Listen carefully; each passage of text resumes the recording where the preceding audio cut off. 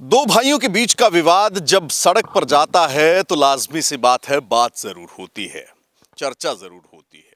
आज पंजाब हरियाणा के लिए भी वही आलम है। पंजाब और हरियाणा के बीच में सियासत का घमासान मचा हुआ है और घमासान किस चीज को लेकर है वो चीज भी हम आपको दिखाएंगे। और ऐसे में आखिर क्यों दोनों एक दूसरे के एक बार फिर से आमने सामने आ गए। अमूमन ये सियासत, इस तरीके की बयानबाजी चुनावों के नजदीक देखने को मिलती है, जब चंडीगढ़ पर पंजाब हरियाणा हक की लड़ाई, हक की बात करते नजर आते हैं। लेकिन इस बार चुनाव हो चुके हैं, दोनों प्रदेशों में सरकारें भी बन गई हैं, चल रही हैं, लेकिन विवाद खड़ा हो गया। खड़ा हरियाणा विधानसभा परिसर को लेकर हुआ है ये विवाद, क्योंकि इस इमारत में दोनों राज्यों का हिस्सा है। 60% पंजाब और 40% हरियाणा। लेकिन वो 40% जब हरियाणा को नहीं मिला तो एक बार फिर से ये आवाज उठी कि हरियाणा को आखिर क्यों चंडीगढ़ में नई विधानसभा ना दी जाए, जिसको लेकर जो है वो कदम उठाए गए। और अब उस नई विधानसभा परिसर का रास्ता अमूमन पूरी तरह से साफ दिखाई दे रहा है। नोटिफिकेशंस हो गई, जमीन एलोकेट हो गई, लेकिन अब विवाद खड़ा होता है चंडीगढ़ पर अधिकार का। ये जो इमारत आप मेरे पीछे देख रहे हैं, ये चंडीगढ़ हरियाणा विधानसभा और पंजाब विधानसभा सचिवालय की साझी इमारत है। चंडीगढ़ की जमीन पर स्थित है, क्योंकि दोनों राज्यों जो है वो राजधानी शेयर करते हैं। तो ऐसे में जो बंटवारा हुआ, उस बंटवारे के तहत 60 और 40% का रेशो में जो है वो दोनों राज्यों के बीच में, चाहे वो आधिकारिक तौर पर प्रशासनिक नियुक्तियों की जो है वो विभाजन हो, या फिर इमारतों के हिसाब से इन दोनों सचिवालय और विधानसभा दोनों का विभाजन हो। यह हरियाणा विधानसभा है, दूसरी और सचिवालय है। दोनों में 60-60 और 40-40 के रेशो के साथ विभाजन जो है वो किया गया था।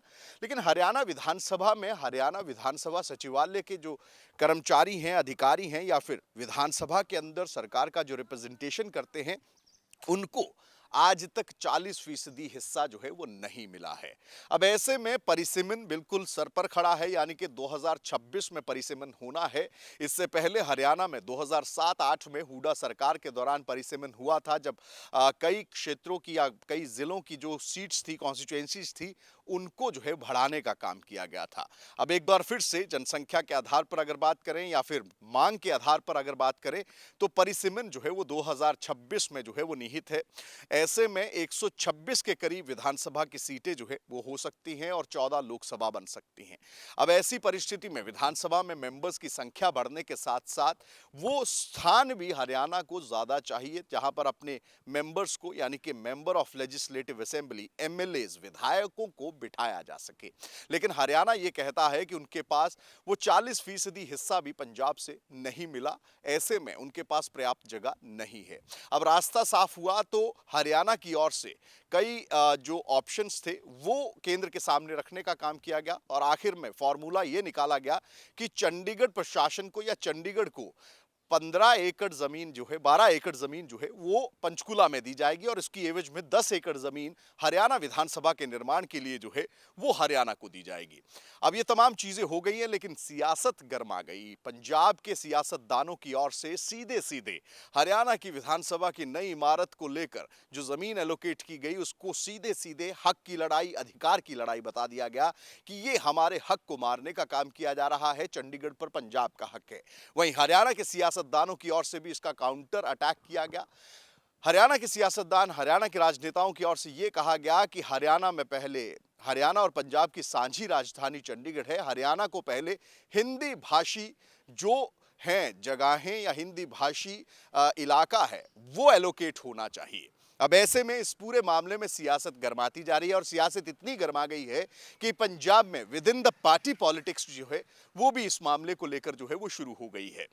लेकिन फिलहाल की अगर बात करें तो हरियाणा अपना रुख जो है वो स्पष्ट कर चुका है, और तमाम चीजें हरियाणा के पक्ष में जो है वो जाती हुई दिखाई दे रही हैं। यानी कि हरियाणा विधानसभा के नए परिसर का रास्ता जो है वो लगभग लगभग तय माना जा रहा है। अब देखना यह होगा कि पंजाब में पानी के मुद्दे को लेकर जिस तरीके से एसवाईएल के निर्माण के समय या उसके बाद भी लगातार कई बार विरोध देखने को मिला, कई बार जो है बवाल देखने को मिला, इस मुद्दे पर पंजाब के सियासतदानों की ओर से जिस तरीके से बयानबाजी की शुरुआत की गई है, जिस तरीके से ज्ञापन और मेमोरेंडम देने का काम किया जा रहा है, उसके बाद पंजाब में किस तरीके से इस मामले को लेकर जो है वो आगे कदम उठाया जाता है और हरियाणा इन तमाम चीजों को सामने रखते हुए किस तरीके से हरियाणा विधानसभा की नई इमारत को बनाने का काम करता है, ये आने वाला वक्त तय करेगा।